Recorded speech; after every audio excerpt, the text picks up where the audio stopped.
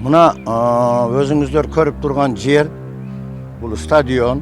2 гектар 67 сотук аянттагы бул жер тилкеси мындан 2 жыл мурда тагыраагы 2018 жылдын акыр чендеринде эле Сузак райондук милициясынын балансында турган. Бирок белгисиз себептерден улам Сузак районунун акими менен жергиликтүү милициянын ошол кездеги жетекчилеринин аракетинин астында айтылган аянт мөөнөтсүз мөөнөткө берилгенине карабастан башка тараптарга өтүп кеткен. Булар тымызын жеңичинен коррупциялык жол менен эч кимге билдирбестен Мамасеитовдун көргөзмөсү менен сотко бир жаран аркылуу кайрылтып, айыл өкмөтүнүн эсебине алдырткан. Мен 15 январда пресс-конференция бергенимде айтканмын. Кашкар Астахановичке кайрылганмын, өкмөт башчысына кайрылганмын. Муну өзүңүздөр күбө болуп келатасыздар. Ушу күнгө чейин эч кандай же A'сы жок, же Б'сы жок. Көрмөксөн болушат, билмексен болушат. Мен ушуга ушу МВДнын жетекчилигине таң калам. Муну өтүп кеткенден кийин анан билип атабыз. Бизге кийин анын кабарын берип атышат. Кызыгы, Сузак райондук милициясынын башчысы 3 гектарга жакын жердин алардын балансынан чыгарылып кеткенинен кабары болбогонун айтат. Тийиштүү процессуалдык кадамдар жасалып бүткөн соң гана жер эми жергиликтүү бийликтин карамагына өткөнүн билген. Соттук процесс жүргөн убакта негизи буга юристтер катышыш керек эле.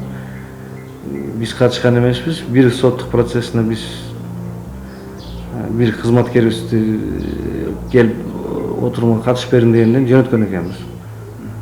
Негизи бул жерге өзү юрист барыш керек эле. Ошол жер тилкеси сиздерге керек беле? Негизи. Бул жер тилкеси бизге албетте керек. Бул жерде азыркы учурда футбольный поле бар, жанында жашылдандырганбыз. Бизге чейин иштеп кеткен ардагерлерибиз ошол жерде бак-барактарды отургузуп кеткен. Ким тиешеси бар, ал боюнча менин кабарым жок.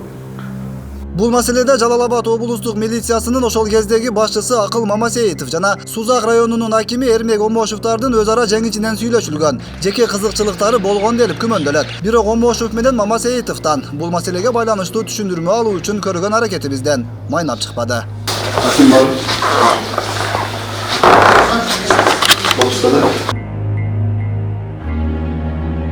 Ошол кездеги президент Алмазбек Атамбаев Жалал Абадтагы күч түзүмдөрүнүн кызматкерлерине батирлерди тапшырып жатып, балдар аянтчасын куруу үчүн 300 000 сом акча каражатын берген болчу. Бирок Мамасеитовдун тушундагы бул маселеде жеке кызыкчылыктардын коштоосунда жүргүзүлгөндүгү айтылат.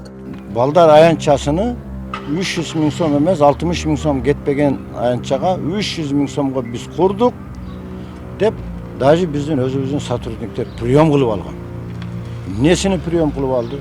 Биз түшүнбөйбүз ушуга. Ушуну бир акыйкаттык менен иликтеп, кече мен кайрылганымда кылмыш иши козголуу стадиясында турат. Подрядчиктердин менин угушум боюнча мамлекеттик кызматта иштеген ишкер кызматкерлердин өздөрүнүн мындай фирмалары болбош керек экен, честный иштеш керек экен. Бирок биздин Жалал Абад областынын администрациясында иштеген жигит ушул өзүнүн фирмасы менен курган экен.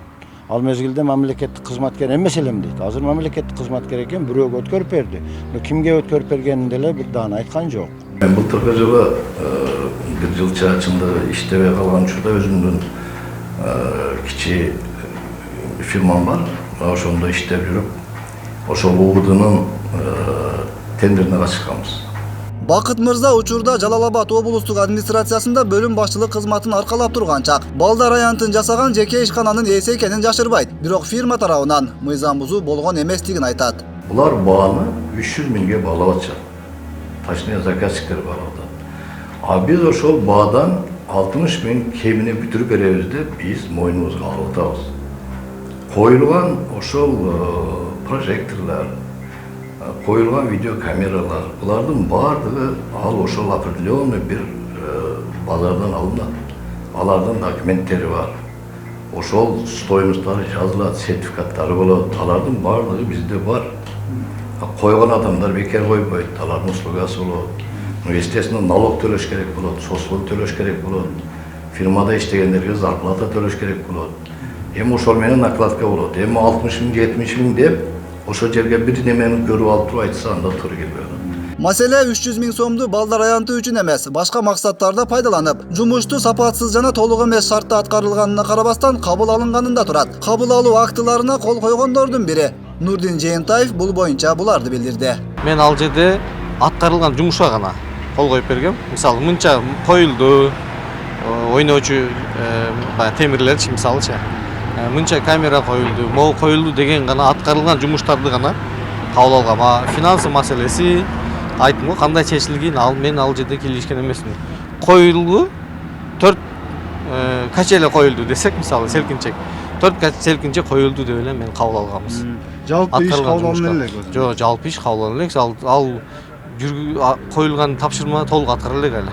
Бул маселе боюнча Жалал Абад облустук милициясынын башчысынын атына билдирүү берилгени маалым болду. Бирок азырынча кылмыш ишинин козголоору же козголбошу каралып бүтө элек. Сузактагы жер менен Жалал Абадтагы балдар аянтчасына байланыштуу Ички иштер министрине да атайын кайрылуу даярдалган. Өткүрбек Рахманов, Эркин Салиев, 7 канал.